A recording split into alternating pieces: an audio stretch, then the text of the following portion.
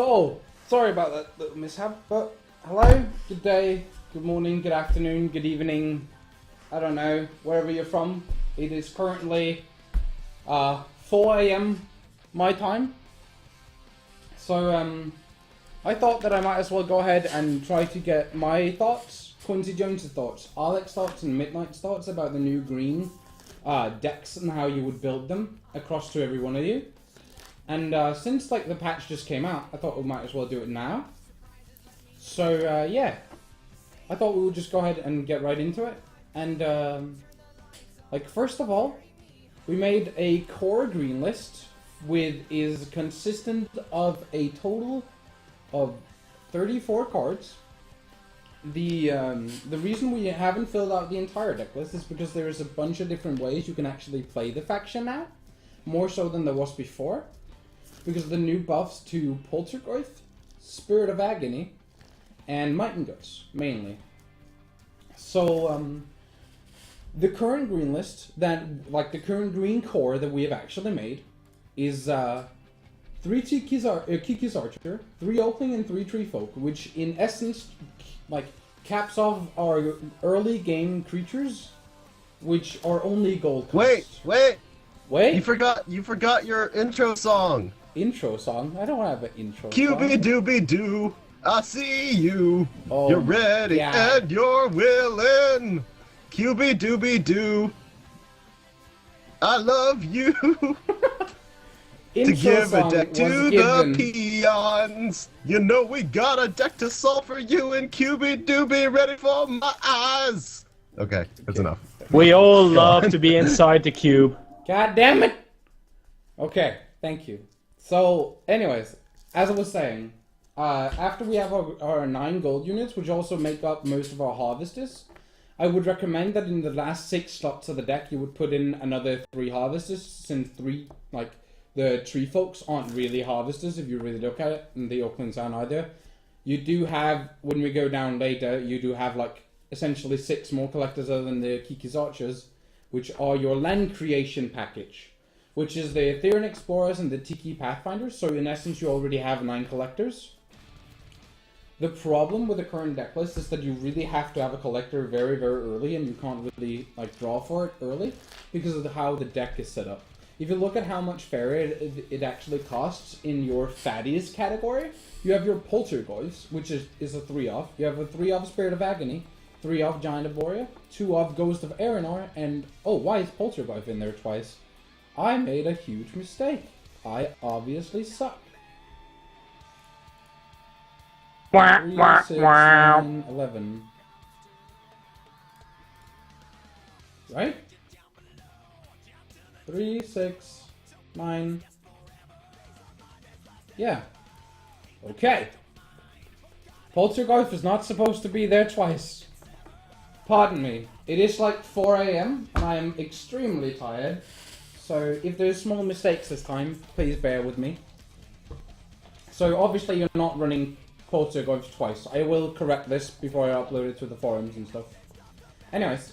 So you have your 2 Ghosts, your 3 Giant Boreas, your 3 Spirit of Agonies, and your 3 Poltergeists, which is a lot of fairy to try to be spending early, especially if you want to play some of your economy cards, which is, in your core, only your Singing TPs, since they're by far the best card for you to have an economy right now. You can go ahead and play Overgrown Tower if you really want to. You have to consider, though, that currently in the deck there's a 31 fairy account. You mainly don't really want to go above 35 if you can help it. So I would recommend that you don't add more than 4, maybe 5 fairy or more to this core green deck list. Since then you're going to be having a problem with an abundance of fairy when you try to play all these cards, like the Poltergeist, the Spirit of Agony, and the Ghost, which cost more than just 1 fairy. So it's very hard for you to store up fairy if you have a lot of cards that require it, obviously. So if you have all these cards that require too much fairy, then it's going to be hard for you to play them all. And since if you're getting rushed as a green player, you don't really have, or basically if you're getting rushed as anyone actually, it's very hard for you to keep up fairy because collecting fairy doesn't allow you to attack your opponent. So that is essentially neglecting the damage of one of your creatures to actually do nothing, you know? So you're collecting the Faria to play another card, but you're not attacking with the card. So if you're choosing to collect with like a Kiki's Archer, you're choosing to like collect 2 damage, which could be very, very crucial in a trying to defend a rush scenario.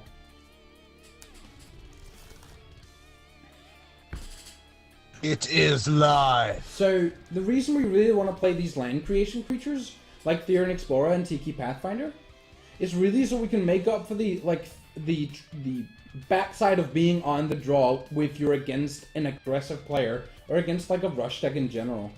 Because like the Explorer allows you to gain that additional land that you didn't that you weren't able to get if you didn't play it. So when you play it, you're essentially making up for the fact that you didn't get to make a land before your opponent. And in some situations that additional land is like so crucial because it allows you to not be landlocked or break out of a landlock that is trying to be involved into you.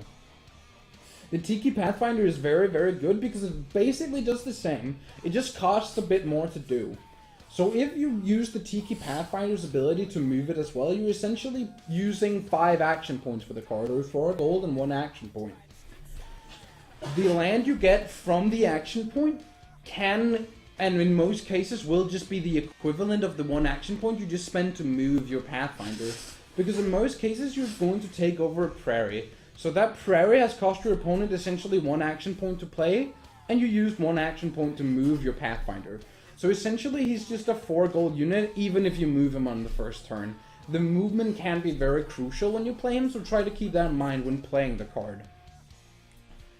The last part of the core green list that we've been able to make so far is we wanted to try and play more tricks than simply Tiki Song. So we went ahead and added 2 Might and Guts. Since Might and Guts now only cost 2 Faria, it's a lot more reasonable to try and play, since you can play like something like Spirit of Agony, which is 2 Faria, and in most rush scenarios, before he's at you, you would most likely have 4 Faria. So then you're exactly using up your Faria to have played a Spirit of Agony or a Poltergeist, and then you would be like playing a Might and Guts, which would then get you to 0 Faria.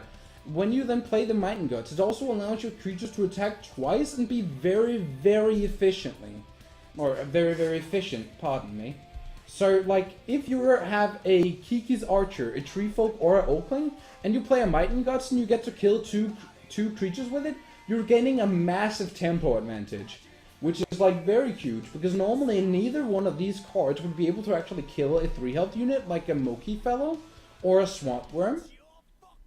So gaining that additional damage, as well as gaining an additional action, or energy, pardon me, will allow you to more efficiently trade with his creatures than he would against you for the same amount of action points, or the same cost for the card. So this is essentially the core green list we've been talking about, and let's just go over the few points that we pointed out.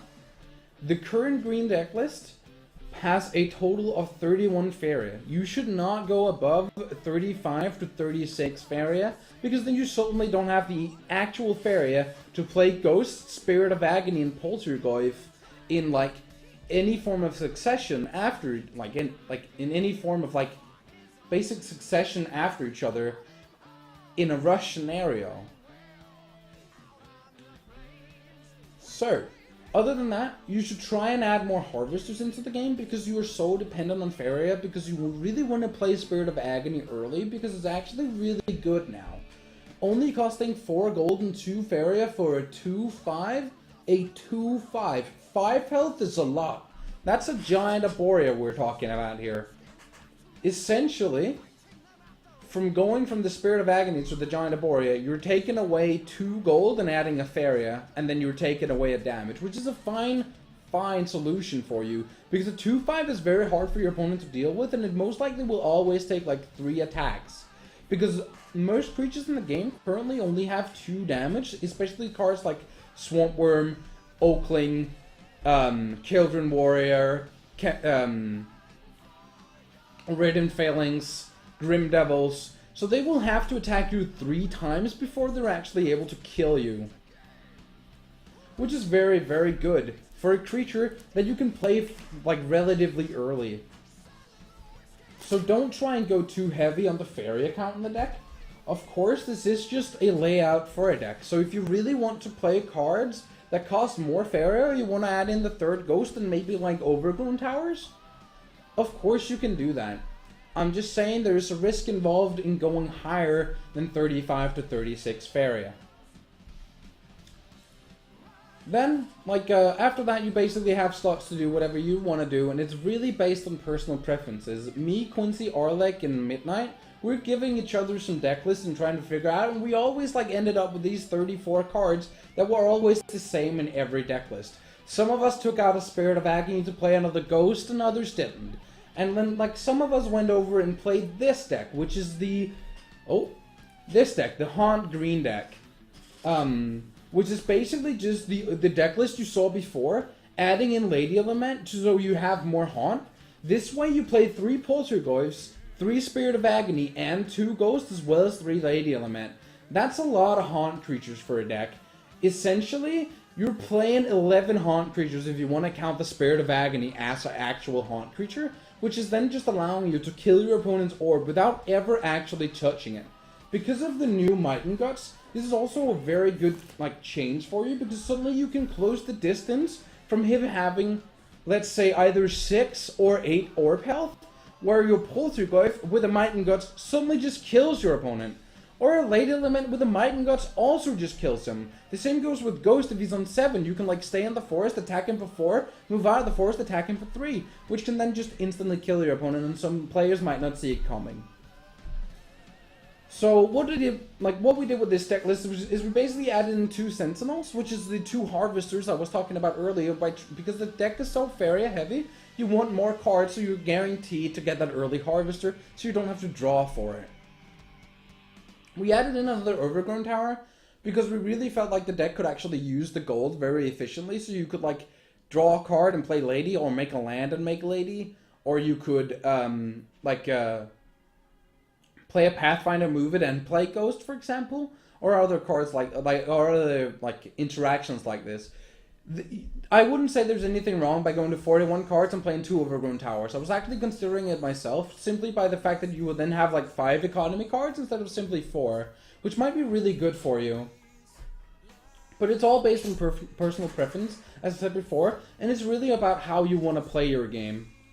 The other deck list that we wanted to showcase for you today is the Tiki Song, or basically the double energy green deck. So what this deck list does that the other deck list doesn't is that it takes out a Poltergeist and 2 Ghosts from the core green list, and then it puts in Savage Tiki, Eleni's Favorite, and Tiki Shamans.